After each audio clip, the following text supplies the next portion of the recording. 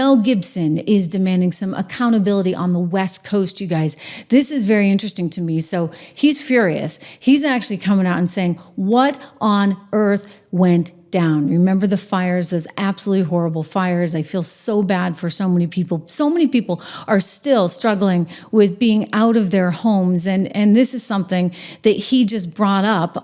Actually, I think we have this in our shorts feed. Maybe I can show you there. Can I play it? I don't think I can actually play it, but let me actually paraphrase for you what Mel Gibson was saying. He's sort of accusing, if you would, Gavin Newsom, the governor of California, and also Karen Bass, of possibly of engaging in some kind of Maui-inspired potential land grab in the Pacific Palisades. Because he's like, how is it that everybody was just somehow gone? I mean, you had Karen Bass out traveling, actually in Africa at the time. You had Gavin Newsom pretending to call the president even when he wasn't really calling them, all this kind of stuff that was going on. And his point is, you knew this was coming. Why didn't you better prepare for it? So I'm wondering, as I look at this, again, I wish I could bring you this. Let me see if we can go one other way and I can pull up this sound. But if you look at this, what you're seeing is that he is calling them out, again, calling out this establishment.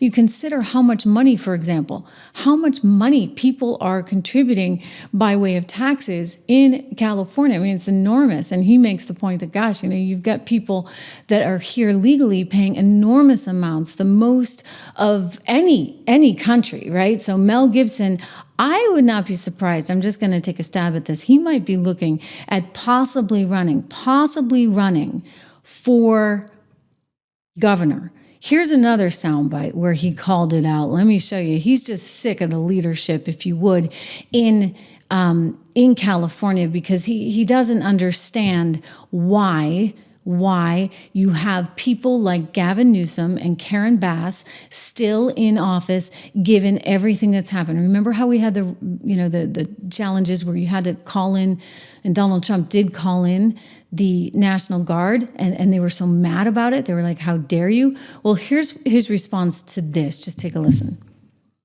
Gavin Newsom and Karen Bass have already proven their incompetence and poor leadership during the Los Angeles wildfires. Now, as we experience rampant lawlessness and civil unrest, it's never been more clear they're unable to respond effectively and responsibly during calamity. And I ask my fellow Angelenos, why are Gavin Newsom and Karen Bass still in office? How much more of their destructive decision-making? It's a fair question, right? Why are they still in office? Why would people be voting for them? I don't fully understand or know the answer to that. But I think it's about to change. And I wouldn't be surprised if that guy gets out there and he runs for governor of California. Kamala Harris turning it down. Kamala Harris, she's got bigger aspirations. No, she's not going to run for governor of California. So Mel, I'm kind of thinking, I don't know, not that anybody would ever choose Kamala over you, Mel Gibson, or vice versa, I guess. But Kamala came out with a statement, and this was interesting to me. Let's take a quick listen. So former VP Kamala Harris, VP announces that she's not going to run for governor of California, said this in a statement. For now, my leadership and my public service will not be in elected office. I look forward to getting back out and listening to the American people, adding she'll remain in the fight. The move already fueling speculation about a 28 presidential run. But is that what voters want? So we woke up. And she's not kidding.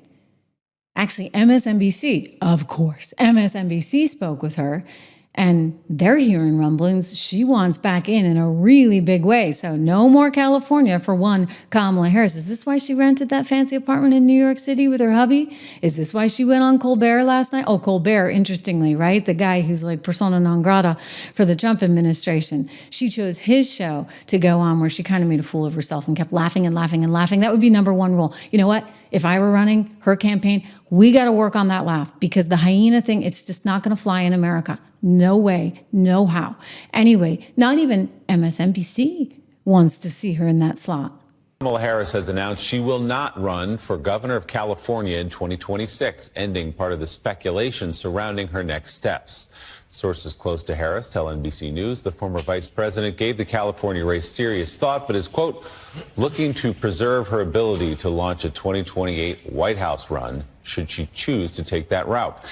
In a statement released yesterday, Harris writes in part, for now, my leadership and public service will not be in elected office. I look forward to getting back out and listening to the American people, helping to elect Democrats across the nation who will fight fearlessly, and sharing more details in the months ahead about my own plans. So, Susan Page, not California for Kamala Harris, but she's certainly leaving the door open to a full presidential run, unlike the sort of truncated one she had last summer.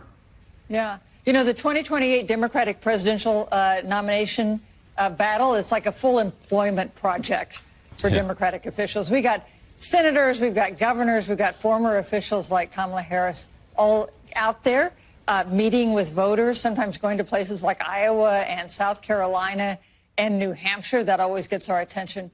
So this is, I think, going to be a wide open race. I would just note one problem that Kamala Harris may have, which is that Democrats historically have not been interested in nominating again someone who ran, got the nomination, and failed. I don't believe the Democrats have renominated someone in that position since Adlai Stevenson. So I think that's a little bit of a hurdle for her, but it's clear that the California governor's race did not engage her attention the way a potential national race has done, Willie. Yeah, I mean, just a little bit of a hurdle. I mean, Adlai Stevenson, you're going back to, what, 1952 and 1956, where Adlai, he lost twice in a row, okay? So they really haven't repeated that mistake ever since. Granted, they've had a lot of mistakes, a whole lot of them. Guys, it's not that hard. Well, maybe it is. You got to actually stand up for the people. You haven't been perceived, shall we say, as standing up for the people. You've been perceived as standing up for the elites and for the people that want to come illegally to America.